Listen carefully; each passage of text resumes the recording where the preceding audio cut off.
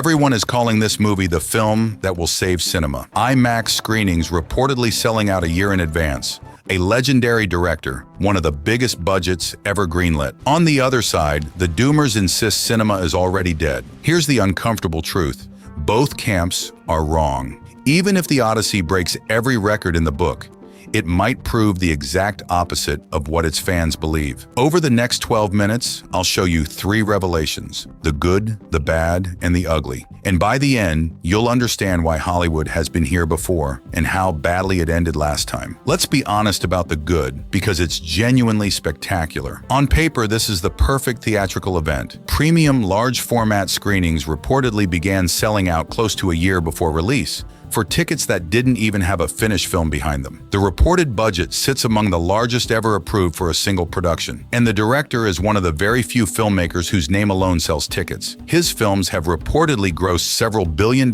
combined at the worldwide box office, and his previous release became a genuine cultural moment, reportedly pulling in over $900 million.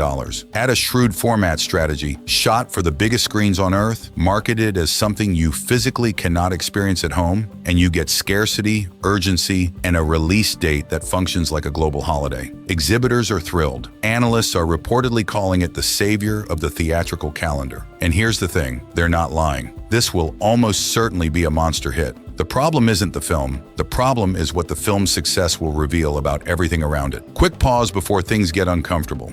If deep dives like this into the business behind the headlines are your thing, subscribing genuinely helps this small channel keep making them. That's it. Now, back to the market underneath the hype. Now for the bad, because underneath this one glittering event, the market it's supposed to save is quietly shrinking. Domestic box office reportedly still hasn't returned to pre-pandemic levels, down roughly 20% compared to 2019. Annual admissions in North America have reportedly been in structural decline since the early 2000s. Thousands of screens have reportedly closed since 2019, and major theater chains have gone through bankruptcy or restructuring. Surely you might say one massive hit lifts the whole market, right? Wrong.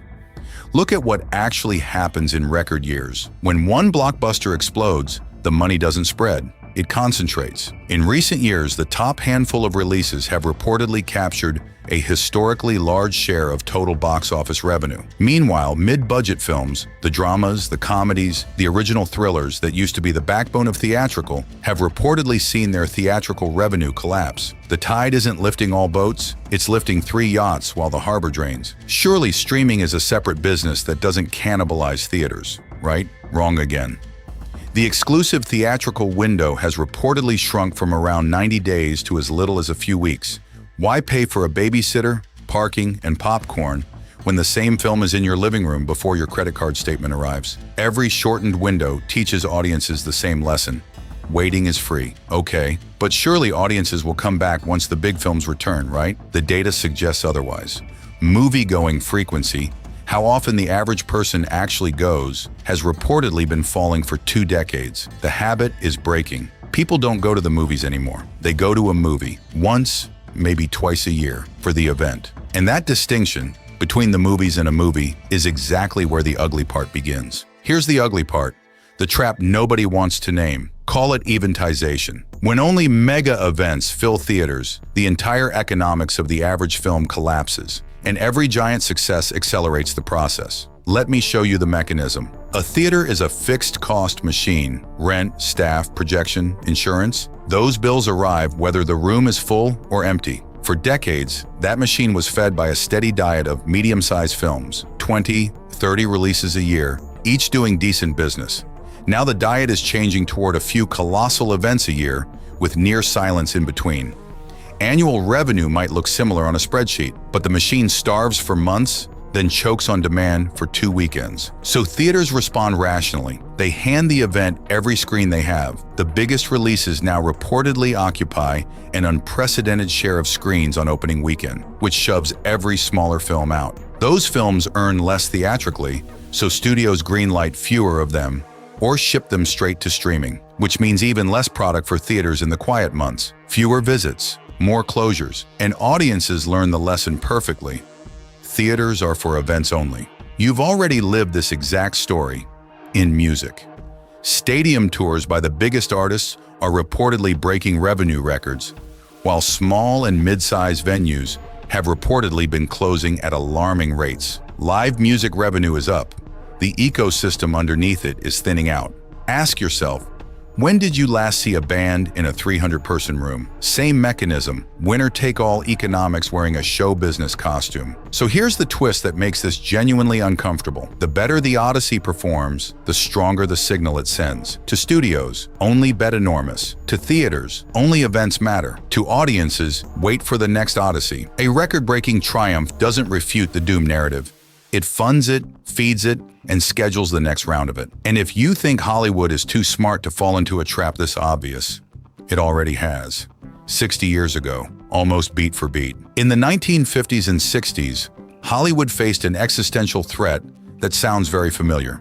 A glowing screen at home. Television gutted attendance. Weekly moviegoing reportedly fell from a large majority of Americans in the 1940s to a small fraction by the late 1960s. The studio's answer? Make movies television couldn't match. Widescreen, color, casts of thousands, the event picture. And at first it worked spectacularly. Ben-Hur reportedly became one of the biggest hits in history and helped rescue its studio from financial trouble. The Ten Commandments, Lawrence of Arabia, giant epics, giant returns. So the studios did the only logical thing, they bet everything on more of it. Then the math turned. Cleopatra reportedly grew so expensive, it nearly bankrupted its studio despite being one of the top earners of its year. A film so big that even success wasn't enough. And it wasn't alone. A wave of colossal roadshow productions in the late 60s reportedly lost fortunes. By the turn of the 70s, the industry hit a full-blown crisis. Studios drowning in losses, several reportedly sold off to conglomerates,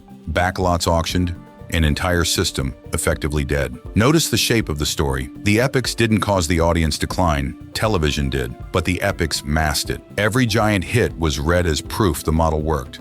So the underlying rot went untreated until the money ran out all at once. And the industry wasn't saved by bigger events. It was eventually revived by cheap, risky, medium-sized films, the new Hollywood generation. That's the precedent. The most expensive epics in history came right before the collapse. Which brings us back to the question we opened with. What would a triumph for the Odyssey actually mean? So let's answer it. 3 scenarios. Scenario 1, the optimist's dream. The film triumphs and lifts everything. Audiences rediscover the habit, the spillover boosts other releases, theaters refill year-round. Winners, everyone. But the data we've seen makes this the least likely outcome. Recent mega hits reportedly produce spikes, not tides. Scenario 2, the likely one.